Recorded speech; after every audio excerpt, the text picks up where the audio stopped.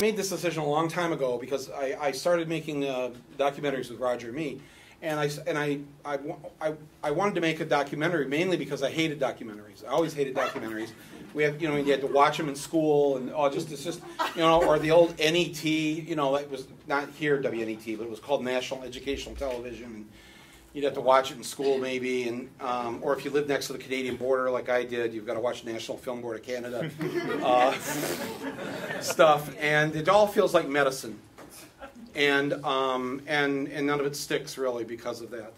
And so I think maybe the way to get across what I want to say is I should just be myself, and don't be afraid to be funny about this stuff, I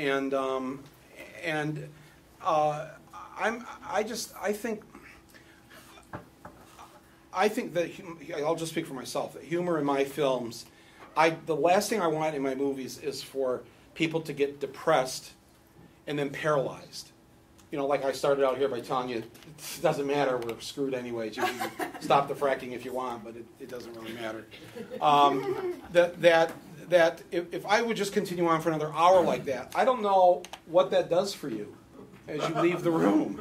And certainly, what does it do for the average American who hears that? So I think humor it's a release valve on the pressure cooker, where humor allows people to leave the theater after watching one of my movies angry.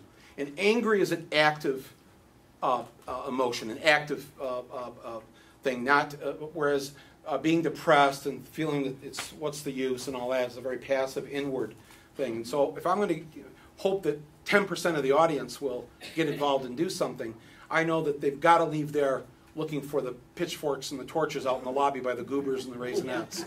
So that's generally how pitchforks at the movie. That's how I think. And just to close off, I'm saying this because I've been thinking about this because Roger Warner Brothers is going to do a re-release of Roger and Me next year on its 25th anniversary, and I have not understood. Maybe you have the answer to this. Why more documentary filmmakers don't use humor?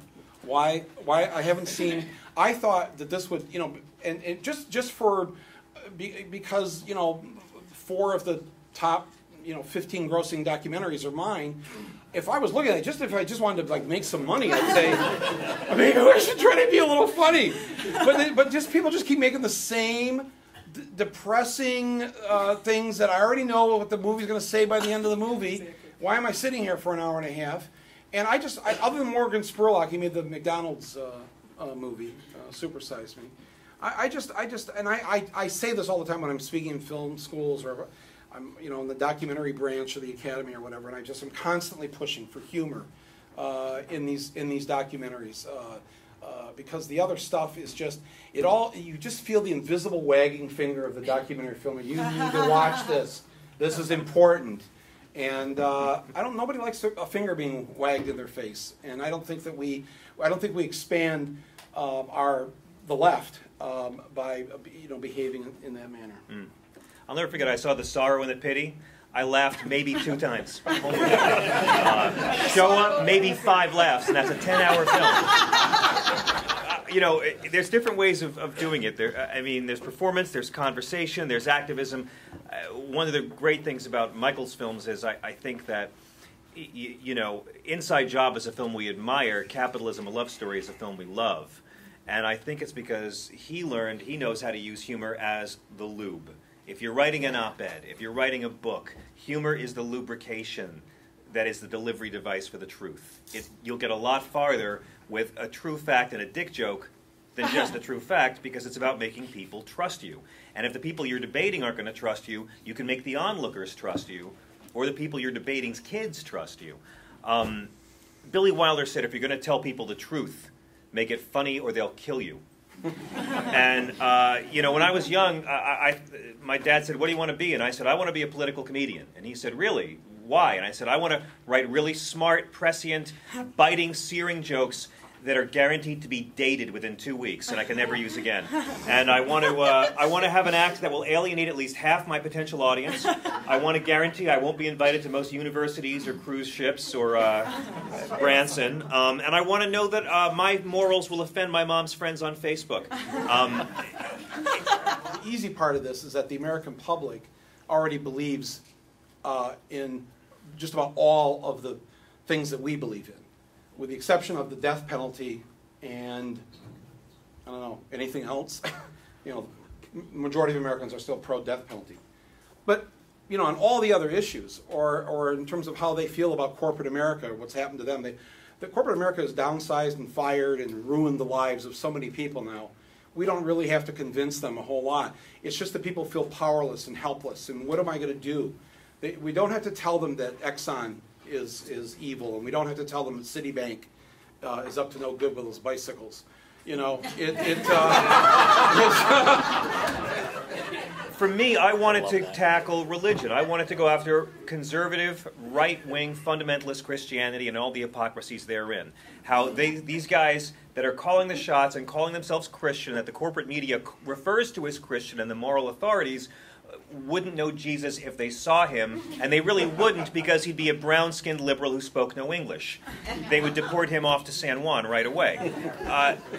The conservatives can't do comedy for two reasons. Number one, they're usually, and I generalize, forgive me, defending the status quo in some way. You are defending the upper 2%. You're defending the aristocracy, whether you know it or not. When you stand up for John Boehner, you're standing up for the upper 2% and the aristocracy that's always called the shots here.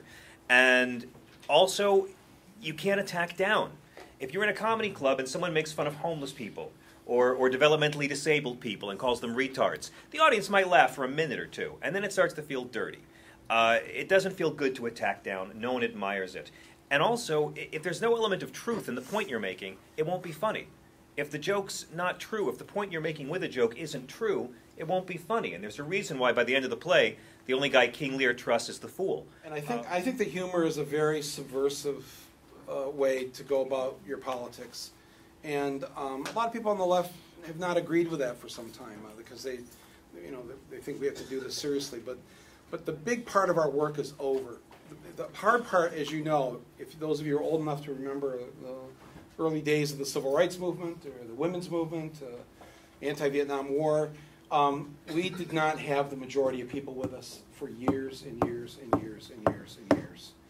And that took a lot of work to try to educate people and take them out of their ignorance, which will then stop the hate. But it took a long time to do that. We don't have to do that work, the base work, of convincing them that corporate America doesn't like them, or that pick any subject. I just think that the good news is that we don't have to spend years explaining to them why women should be paid the same as men. Everybody already gets it, and the few that don't, like you said, like why we don't have conservative comedians generally, is that they have a hard time with this, and they're dinosaurs. You're not. I mean, where's the Republican rock and roll? Ted Nugent, Michael. Yeah, yeah, but he started on the other side, and then did things, and then his brain went the other way. You know, it's not even that you have to start being a great joke writer to get progressive points across, but you can be of good cheer. You don't have to. You can be passionate without being sour. You know, anger is good, but darkness drives people away. And we've all known that liberal who ruins every cookout, who ruins every party, who ruins every family dinner. Just like there's the one right-wing uncle, there's the one crazy left-wing aunt or uncle or cousin who comes and isn't going to, let you sit down until you stop eating that Monsanto food you got your family for Christmas, Grandpa. So you can't be that guy. And again, 10 years ago, I was called a liberal because I thought the Iraq War was a bad idea, and I supported gay marriage and medical marijuana. I wasn't liberal. I was prematurely mainstream. The burden y'all have is not being the liberals or the intellectual elite. It's that you're the ones pushing morality on very comfortable people in the first world. And that's where it gets dangerous. And whatever they're saying you're crazy for now for supporting gay marriage or even abortion, it's how everyone's going to feel down the road. You're the pioneers doing the work, and it's easier to do if you're of good cheer.